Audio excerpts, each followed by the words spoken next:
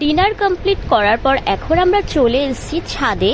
আর এখন এখানেই ভেবেছি আমরা শোবো, কারণ ছাদে এত সুন্দর হাওয়া দিচ্ছিল, তো ভাবলাম আজকে ছাদেই রাতটা কাটানো যাক। তো সেই ভেবে আমরা কিন্তু এখন দেখো বিছানা করার আর কি শুরু করে দিয়েছি এদিকে। তো অলমোস্ট আমাদের বিছানা করার ডান, আর এদিকে দেখো আমাদের মশারিটাও টানানো হয়ে গেছে।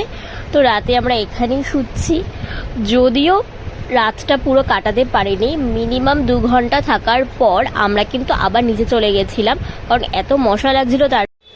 তো পরের দিন সকালবেলা থেকে তোমাদের সাথে আবার ভিডিওটা স্টার্ট করছি। তো হ্যালো এভরিওয়ান, গুড মর্নিং।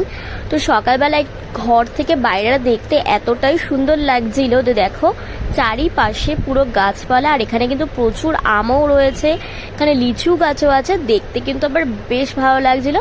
তারপর একটু চা খেয়ে নিলাম, তার সাথে আরও কিছু খাবার আছে। তো চলো নেক্সট ভিডিওতে শেয়ার করছি।